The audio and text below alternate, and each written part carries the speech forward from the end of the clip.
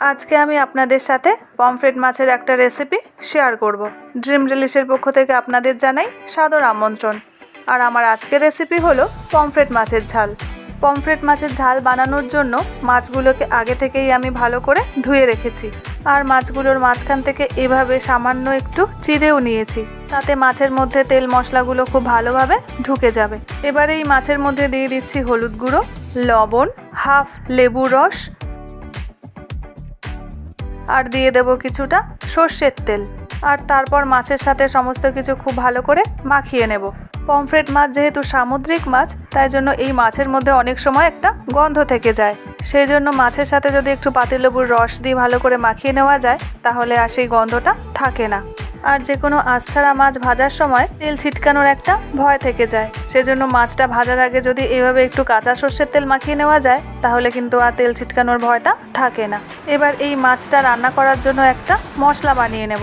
সেজন্য একটা মিক্সিং জারের মধ্যে নিয়ে নিচ্ছি 2 চামচ পোস্ত, 2 চামচ সাদা সর্ষে, 2টো কাঁচা লঙ্কা, আর দিয়ে দিচ্ছি 2 কোয়া রসুন। তবে ঝাল আপনারা যে যেরকম পছন্দ করেন সেরকমভাবে কাঁচা লঙ্কাটা এখানে দিয়ে দেবেন। এবারে এর মধ্যে দিয়ে দিচ্ছি সামান্য একটু জল, আর ভালো করে একটা পেস্ট করে নিচ্ছি। এবারে মাছটা রান্না করার জন্য কড়াইতে দিয়ে দিচ্ছি পরিমাণ মতন সর্ষের তেল। আর এই পমফ্রেট মাছ সর্ষের তেলে করলে তবেই এর টেস্টটা বেশি ভালো লাগে। আর তেলটা যখন খুব ভালো করে গরম হয়ে যাবে, তখন মাছগুলো দিয়ে খুব ভালো করে ভেজে নেব। তবে পমফ্রেট মাছ কিন্তু খুব কড়া করে ভাজা যাবে না, তাহলে এর টেস্টটা কিন্তু একেবারেই চলে যাবে। আর এরকম হালকা করে যখন মাছটা ভাজা হয়ে যাবে, তখন মাছগুলো তুলে রাখছি একটা প্লেটের মধ্যে। আর বাকি যে মাছগুলো আছে সেগুলো একইভাবে ভেজে নিচ্ছি। এই পমফ্রেট মাছের ঝালে কিন্তু অনেকেই পেঁয়াজ দিয়ে রান্না করেন, তবে আমি বলবো পেঁয়াজ ছাড়া একবার এইভাবে রান্না করে দেখুন, এর টেস্টটা কিন্তু ভীষণই ভালো হয়। আর সবকটা মাছ যখন ভাজা হয়ে যাবে, তখন ওই তেলের মধ্যে দিয়ে দিলাম কালো জিরে আর কয়েকটা কাঁচা লঙ্কা।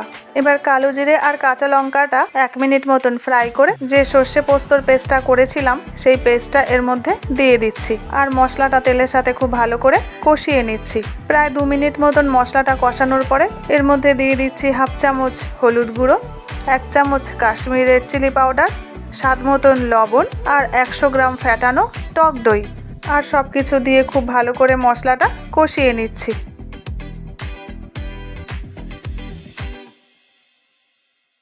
তবে খুব বেশিক্ষণ না, 2 থেকে 3 মিনিট ধরে কষানোর পরই দেখবেন এইভাবে মশলা থেকে তেলটা ছেড়ে দিয়েছে।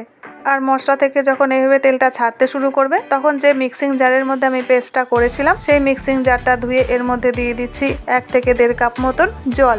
আর জলটা দিয়ে মশলার সাথে খুব ভালো করে একবার মিশিয়ে নিচ্ছি। এরপর ঝোলটা যখন এইভাবে ফুটতে শুরু করবে, তখন ভেজে রাখা মাছগুলো এই ঝোলের মধ্যে দিয়ে দিচ্ছি। আর মাছগুলো দিয়ে ঝোলের সাথে খুব ভালো করে একবার মিশিয়ে নিচ্ছি।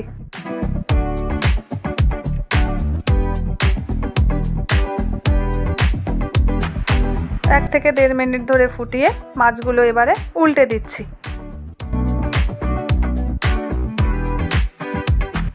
আর মাছগুলো একবার উল্টে 2 মিনিট ধরে ফুটিয়ে নিলেই কিন্তু পমফ্রেট মাছের ঝাল একদমই রেডি হয়ে যাবে।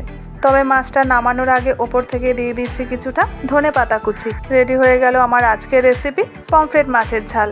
অনেকে তো অনেকভাবেই এই রেসিপিটা ট্রাই করে থাকে, তবে একবার এইভাবে বানিয়ে দেখুন, এর টেস্টটা কিন্তু অপূর্ব হয়।